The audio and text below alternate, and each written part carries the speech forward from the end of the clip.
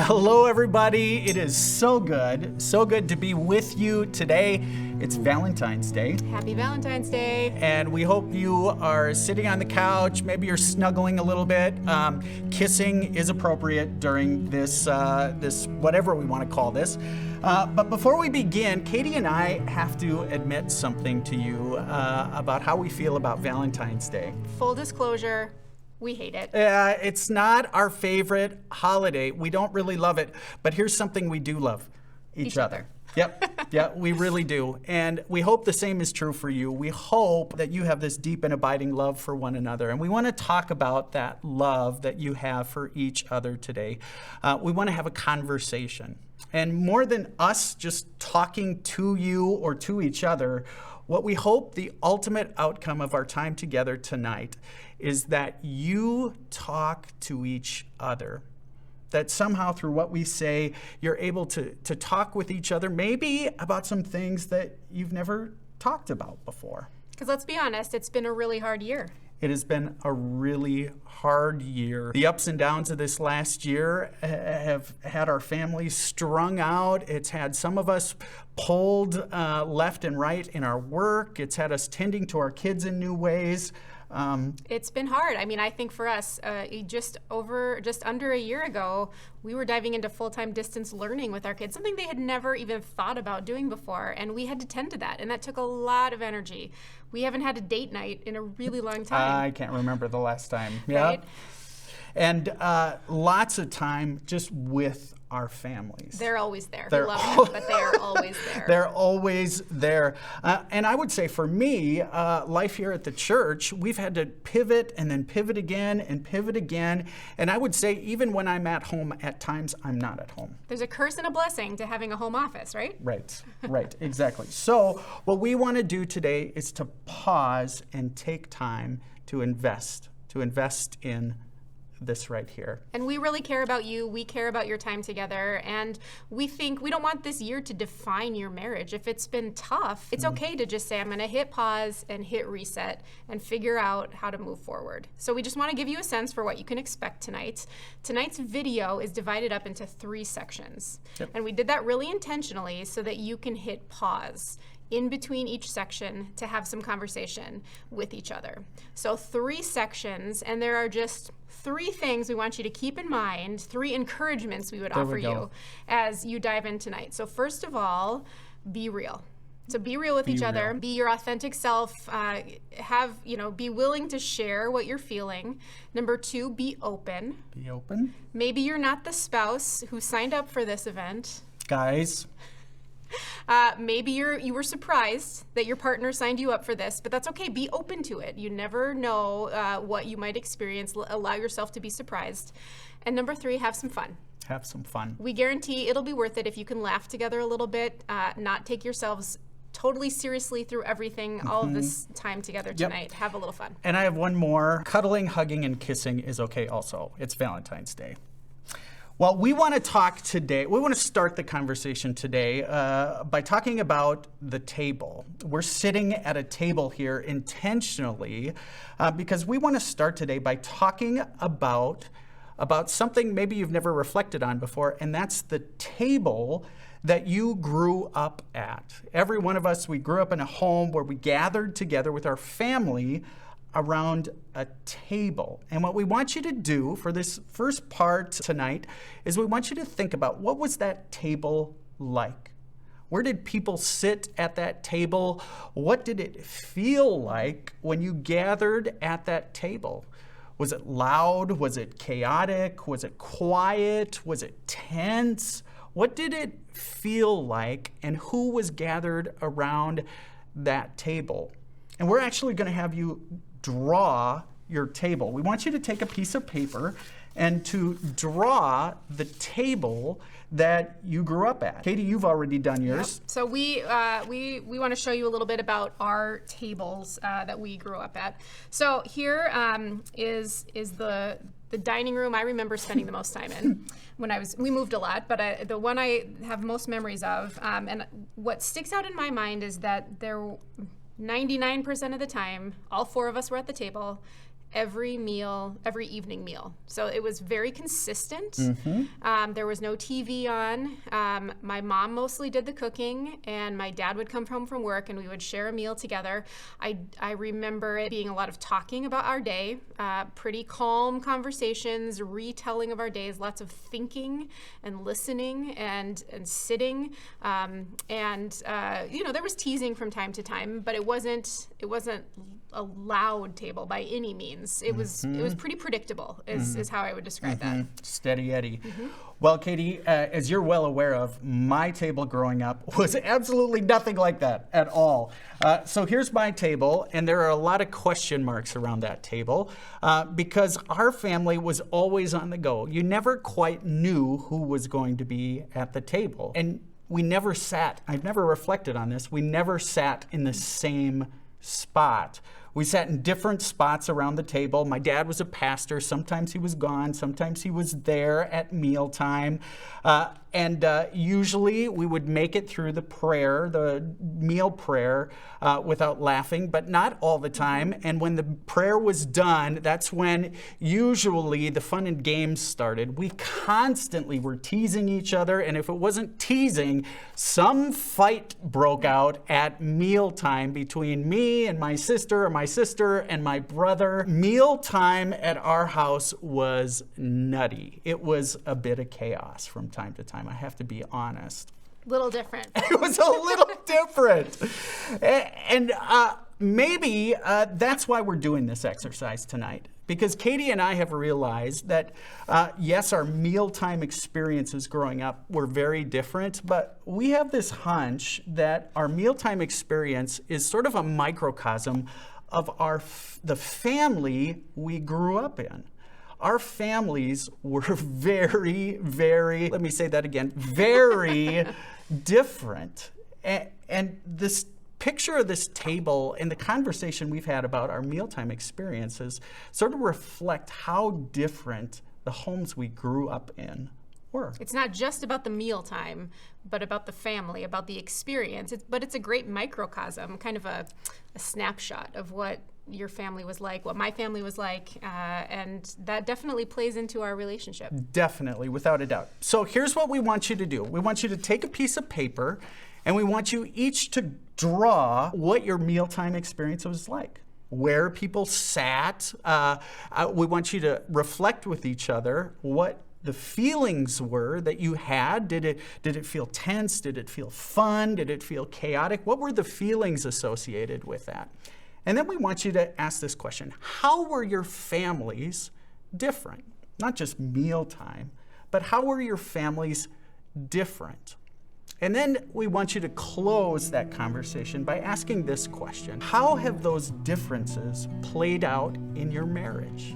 How have they affected how you view maybe what marriage is at all? Or how has that affected your ability to make decisions together? So grab a piece of paper and a pen or a marker and actually draw it. I know this is outside of your comfort zone for some of you. You can do it, guys. Draw it, have those conversations. We'll put the questions up for you, and we'll see you in a minute.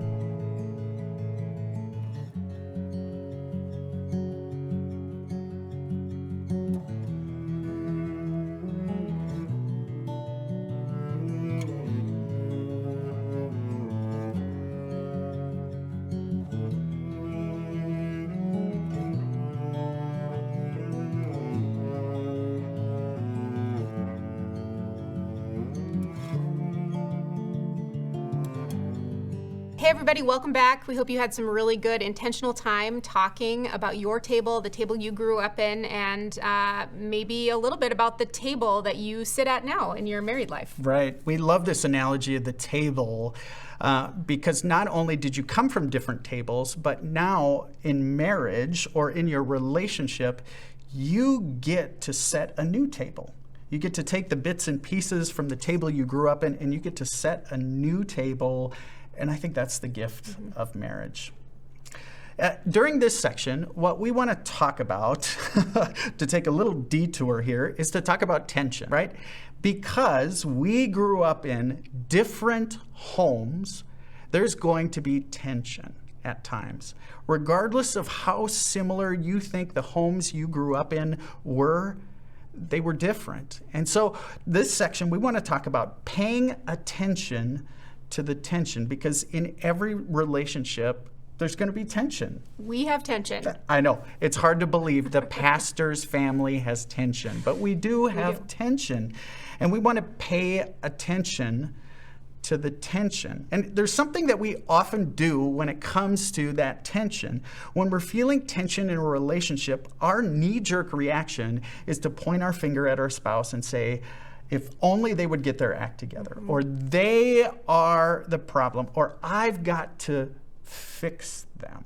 It's easy to jump there, isn't it? To say, if you only fix this one thing, we'd be fine, without stepping back and maybe taking a different approach, looking at myself a little bit. Yep. So what we want to suggest is when you have those moments where you're paying attention to the tension, there's tension in the relationship, we want your first reaction, rather than looking at your spouse and saying they're the problem, if they'd only get their act together, that our first response would be to look at me.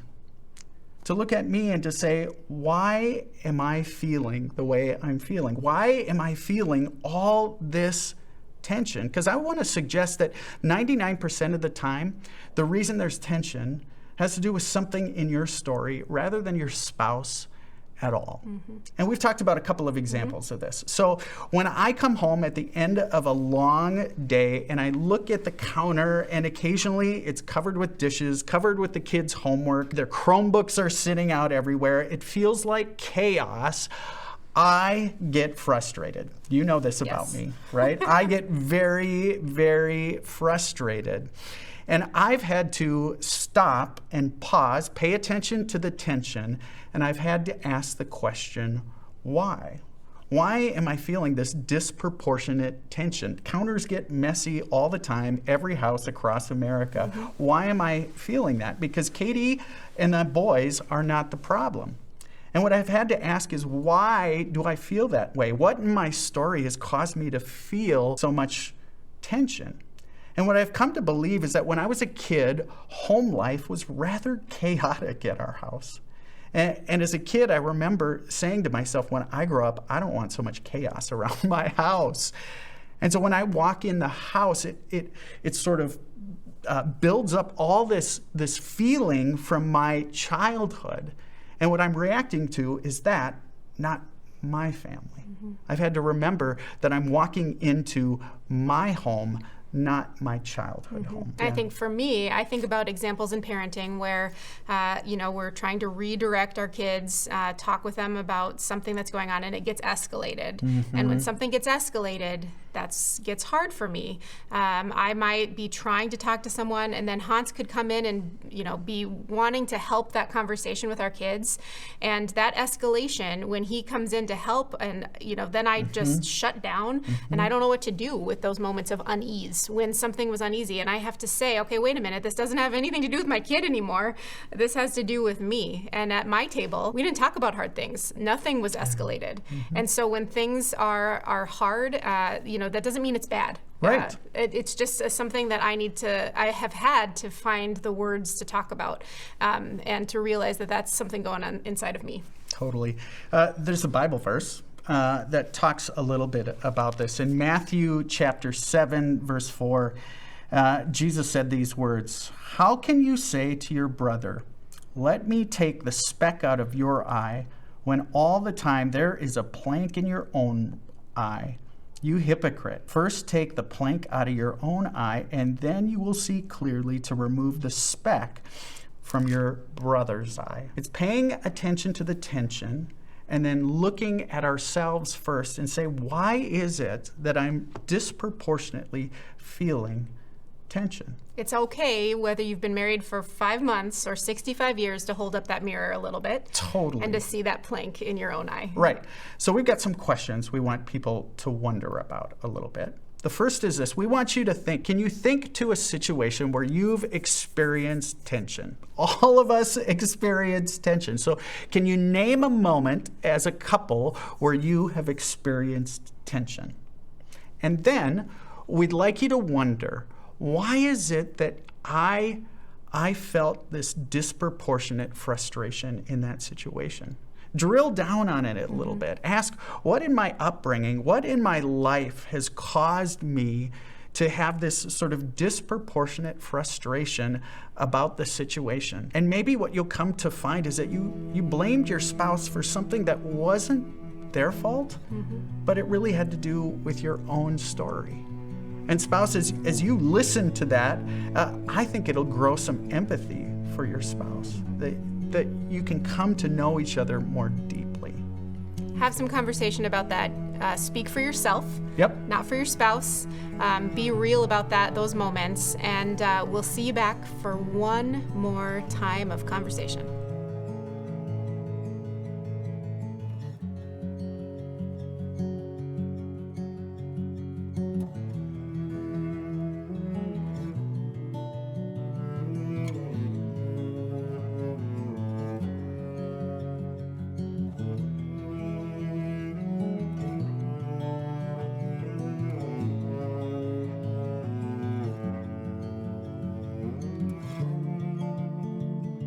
Welcome back, everybody. Hopefully you had a constructive conversation about those tensions that are just simply a part of every relationship, because we all came from different homes and we experience different tables. Marriage is that place where we come together with all our differences. And I was reminded that all of us needs our spouse's acceptance. But what we don't need from our spouse is for them to fix us. And I think sometimes we get into marriages and we think, my job is to fix them. Your spouse doesn't need you to fix them. You know what they need? They need your acceptance more than anything else. Or maybe another way to think about it is that your spouse needs you to be their biggest cheerleader, not their personal trainer. That's so true. It's so good. Well, during this last section, we want to ask the question, when it comes to marriage, what are we building? What are you building? If you were to build a house, you would prepare some plans. You would go to an architect, they would draw up plans. The contractor would make plans for making sure all the materials are in place. You would have some plans. Marriage is one of these unique things where we jump into it and sometimes we don't make plans. Yeah, maybe we make plans for our wedding day, and then we make plans for our careers. We make plans that maybe one day we'll have children if we're lucky. We make plans for a house. We make all these sort of plans for the things that sort of surround our marriage, and they're all great. But none of those plans lead to a healthy marriage. And so we want to ask the question, what kind of plans do you have in place for building a healthy marriage? A pastor by the name of Andy Stanley, he once said this: it takes a pulse to fall in love, but it takes a plan to stay in love. And this isn't a kind of plan that is just another checklist. I know I like to-do lists. I like to put that on the Post-it note and check it off, but that's something I might write down, or a reminder to get your kids to the sports practice. It's not something that's pre-scheduled. This is a plan you make together. It takes some intentionality that takes some hard work. Right. It's sort of like being proactive versus reactive in a marriage. I think often people move into marriage and they just assume, because they grew up in the homes they did, they watched their parents get married, that marriage just sort of happens. And that's a reactive approach rather than being proactive and asking the question, what kind of a table do we want at our home? What kind of plans do we need to put in place to build a healthy marriage? It's about being proactive. Another way to put it is it's about being intentional. And, we want to clarify, we're not counselors. No. We've been married for a while, and we've learned some things about ourselves through counseling ourselves. And maybe you need to seek counseling to make that happen. And we want to encourage you to do that. We can help you find a counselor if that's some person you need to help you take that next step in your planning and the support you need for your marriage. The pastor who married the two of us, his name was Raleigh Martinson, and he had us do an activity that at the time we felt very weird about. He actually said, Hans and Katie, where's your marriage going? He said, I want you to put together a mission statement for your marriage. You remember this? I do. And I remember us humming and hawing and humming and hawing.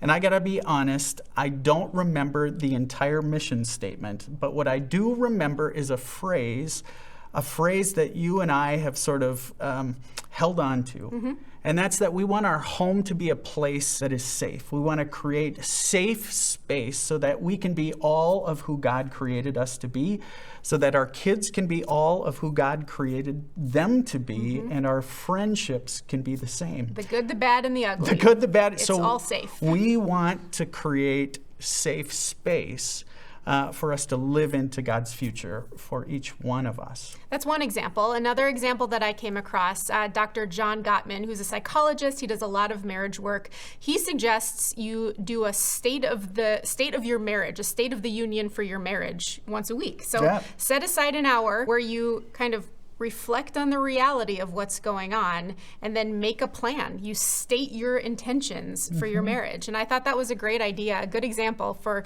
something you can really do to tend to your marriage. Right. So this last year has been a bit of chaos for all of us. In our marriages, in our work life, in our homes, our lives have been turned upside down.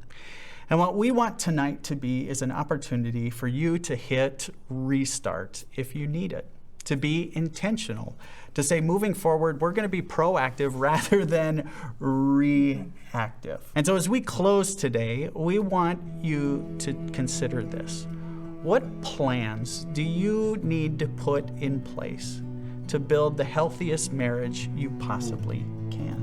You might want to write those down. Flip that piece of paper over that you wrote. You drew your table out. Maybe you're going to draw a new table together and write those plans down, but be intentional with it.